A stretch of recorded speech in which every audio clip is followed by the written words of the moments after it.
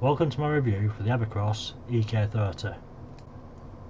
I bought this bike with my own money, so there's no affiliate codes or anything like that, but as always my review will be my honest open opinion, good and bad. I was actually lucky enough to buy this bike off another YouTuber, and he'd only done 13 mile on it, so it was pretty much brand new when I got it. But that obviously means I can't tell you how it came in the box and what was required to be put on it and stuff, because I bought it fully assembled. The first thing that struck me about this bike was the actual retail price. It's 690 quid on the Evercross website, which is ridiculously cheap in my opinion. Although it is sold out, and it has been since I bought the bike, so I don't know whether they've stopped selling it or what, but at 690 it's very cheap. I do think you can still get it on Amazon and places like that, but not on the Evercross website at the moment for some reason. The price also makes you think, why is it so cheap? And I started my review on that kind of notion. The next thing that stood out to me was how good looking it is. It looks like a Super 73 style e-bike, like a moped type bike. It's really good looking, to be fair. So I got the bike home, and just as my luck usually is, we had rain and wind and I couldn't take it out. So I waited a few days, did a little bit of touching up on the bike, and then finally took it out. First impressions, I'm not really sure. I obviously like the look of it and I like the price of it, but the seating position was a bit weird for me. It was like very laid back and like awkward kind of thing. This is the first bike I've had in this style, and the seat's non-adjustable, so you sit where you sit and that's the end of the story. My legs felt in a awkward position, and pedalling felt awkward because you haven't got as much power because you're not stood above it. It was weird at first, I'm not going to lie. I'm 5'9", and I feel you probably need to be a little bit shorter to really fully enjoy this bike. It wasn't horrible. I mean, you don't need to have the best seating position anyway because you're only ghost pedaling, so you only need to turn the pedals, and that was fine. I did feel the motor felt quite responsive and powerful. Evercross don't actually say what newton meters the motor has, but they do say it's a 250 watt. So let's have a look at the bits of the bike. The handlebars on it are really wide. They measure at 27.5 inches. So I have to turn the handlebars sideways to get it in and out of the door. It's definitely too wide to just walk straight through. The tyres are a 20x4 inch fat tyre with a brown kind of white wall. Personally, it's not really my taste. I don't dislike it, but it's not my taste. I prefer just all black.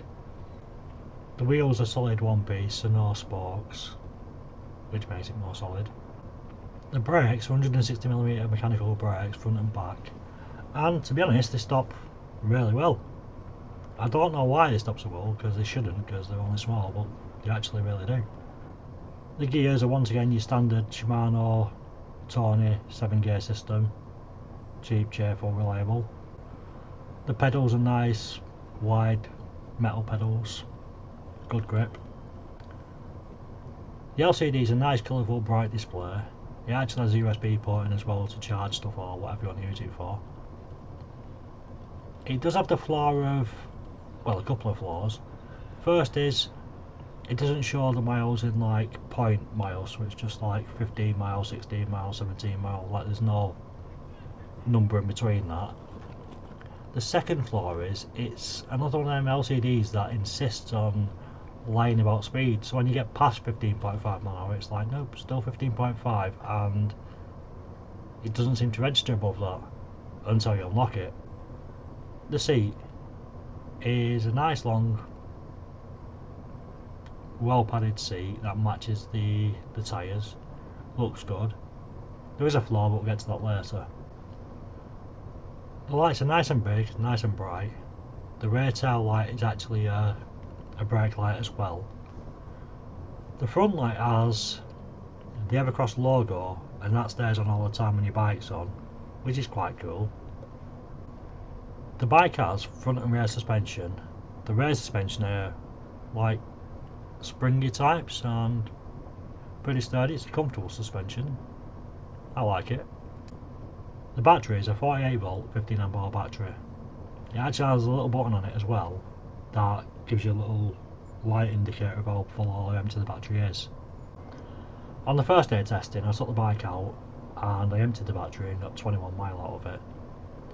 On the second day of testing, which was a few days later when it was a bit warmer, the battery did 24 mile, so temperature definitely affects battery life on all these things.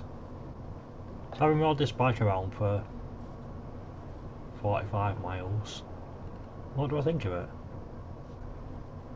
If I'm honest, it's really hard to answer that question, because I do really like the bike, but there are also parts of it I really don't like.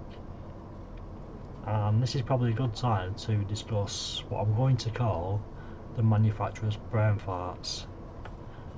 We'll start with the seat. Now, as I said, the seat's nicely padded, it's nice and long, it looks comfortable, but I actually don't know if it is or not, because the way you sit on the bike, it naturally pushes you backwards, and you end up sitting half and half on the seat and that black plastic bit at the back, and that kind of digs into your bum, and after 20 miles plus it's quite uncomfortable, it hurts.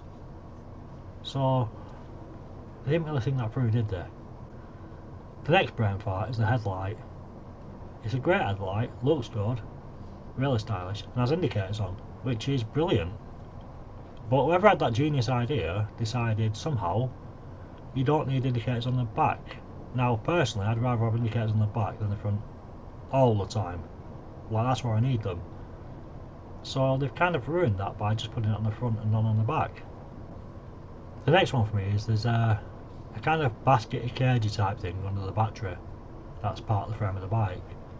Now it's pretty open and quite easy to get dirt in there, so whatever you do put in there is going to get pretty dirty, which sort of defeats the object, doesn't it, of carrying stuff. So I don't actually know what you'd use that for and the purpose of it.